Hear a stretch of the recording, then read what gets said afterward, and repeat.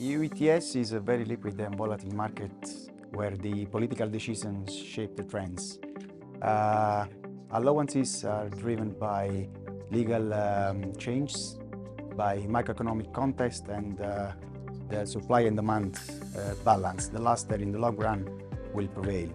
Apart the fact that in the recent past the carbon offset was nearly symbolic due to increase of RES capacity and the overlap of energy crisis and the issuance of EU Repower Green Deal packages, allowances will take time in order to reach the desired under 50 to 100 euro per tons of CO2 equivalent.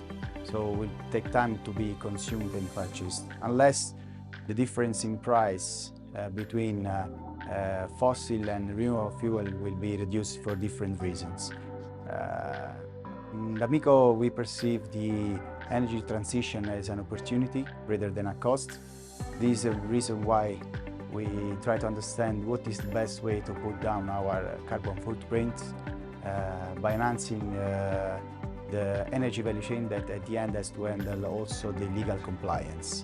By doing this, we do expect that the gap between vague goals and targets set by regulations and commercial incentives and motivation will be shorter in order to boost the process of the transition. Yeah, it's worth noting that the bunker industry is a market facilitator, not a market maker. Basically, bunker suppliers are just supplying what the customers are looking for. So there is a change of standpoint. We are not going to burn somebody else's rubbish anymore. We are burning fuels just produced for us. So the strategy in bunkering will be significantly higher, and as well as for relevant expenses, and both we need to take out. I see in the medium term a strong move from bunkering at spot to bunker by batch. And a good opportunity nowadays is given by biofuel, since it's giving good advantages to owners and ship managers due to its versatility, because it's easy to implement on traditional fuel vessels, and availability that makes biofuel logistic realistic in short time. Of course, the challenges of sustainability is always there, as the fuels are best judged under a well-to-wake approach. So the end sustainability is the key questions nowadays.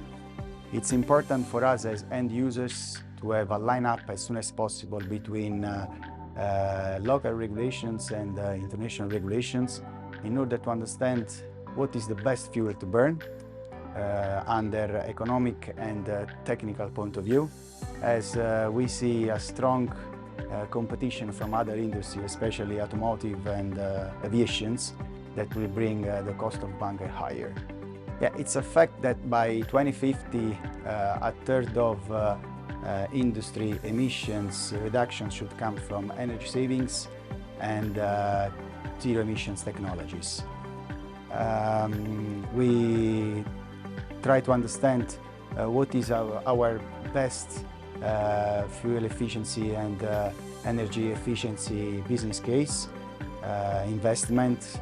So to understand what is the best technologies to put on board in accordance with the vessel type, size and trade.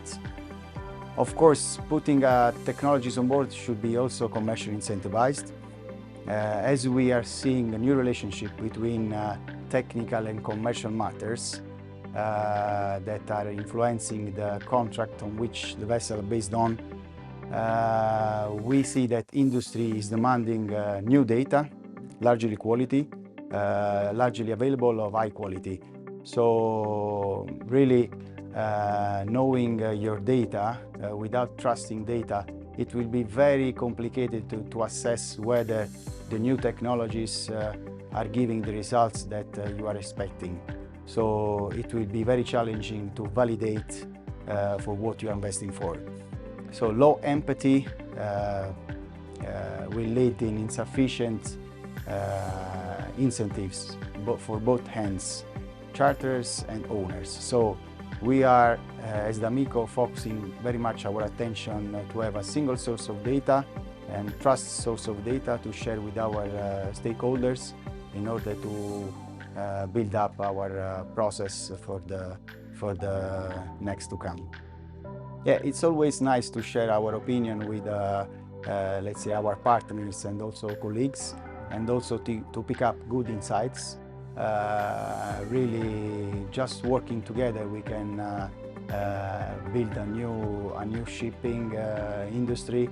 So really, I appreciate very much for your invitation also this time, and I seek forward to be participating in the future as well.